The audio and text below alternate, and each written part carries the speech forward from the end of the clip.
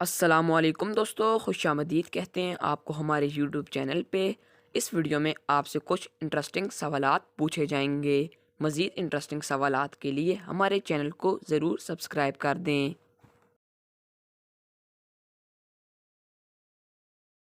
सवाल नंबर 1, चाँद किस रफ्तार से ज़मीन के गिर्द गर्दिश करता है?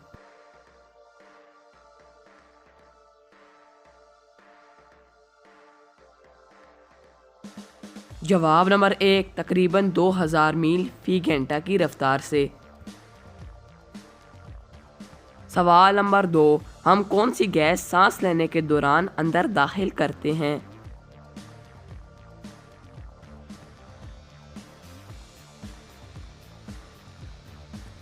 जवाब नंबर 2, ऑक्सीजन। सवाल नंबर 3, रेप्टाइल्स खुश्की पर अंडे देते हैं।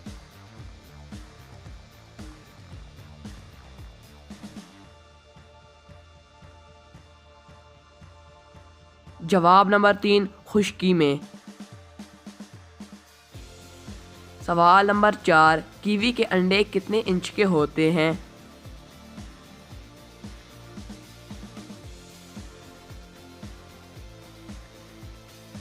जवाब नंबर 4, तकरीबन 5 इंच के। सवाल नंबर 5, वो कौन सा फल है जो कच्चा हो तो मीठा और अगर पक जाए तो कड़वा होता है?